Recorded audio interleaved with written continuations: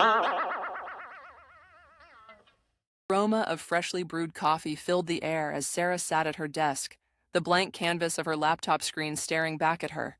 She was a writer, facing the daunting task of crafting a compelling story, a story that would not only captivate her readers, but also resonate with their souls. This story was about the human experience, about those moments of transcendence that make life worth living, the moments she knew as flow.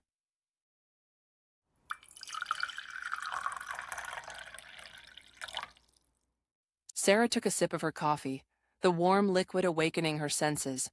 She closed her eyes, trying to visualize the essence of her story. She thought of the times she had felt truly alive, the times when she had been so engrossed in an activity that the world around her had melted away. A smile spread across her face as she recalled skiing down a mountain slope, the wind whipping through her hair, the snow crunching beneath her skis. She had been so focused on the rhythm of her movements, the feel of the cold air on her skin, that she had lost all sense of time and space. Sarah opened her eyes, her fingers itching to translate her vision into words. She began to type, her thoughts flowing effortlessly onto the screen. She wrote about the state of flow, a term coined by psychologist Mihály Csíkszentmihályi to describe the feeling of complete absorption in an activity. She wrote about how flow could be experienced in any aspect of life, from playing sports to creating art to simply spending time in nature.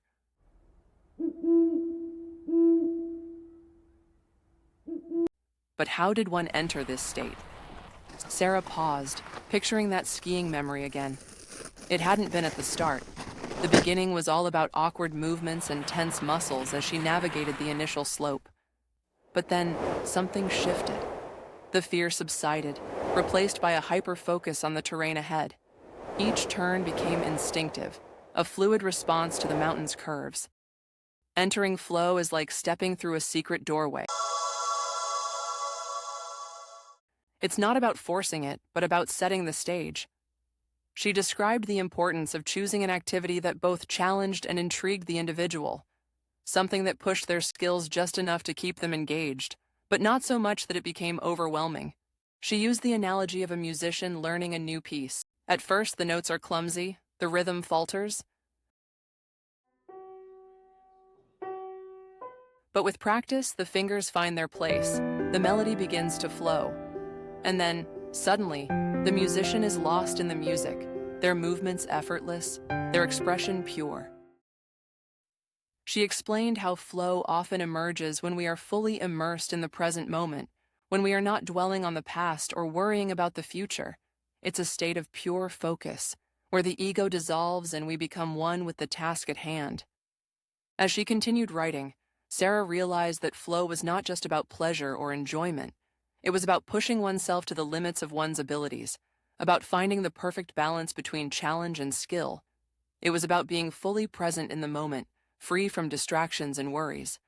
She wove in the concept of group flow, the experience of collective synergy and creativity that can arise when people work together towards a common goal. She cited examples of teams and groups that had achieved extraordinary results by tapping into this powerful force. Nearing the end of her story, Sarah reflected on the profound impact that flow had had on her own life. It had not only enhanced her creativity and productivity, but it also brought her a deep sense of fulfillment and purpose. She concluded with a call to action, urging her readers to seek out flow experiences in their own lives. She encouraged them to embrace challenges, to pursue their passions, and to find joy in the simple act of being fully present in the moment. Leaning back in her chair, a sense of satisfaction washed over Sarah. She had poured her heart and soul into her story, and she knew that it would resonate with others.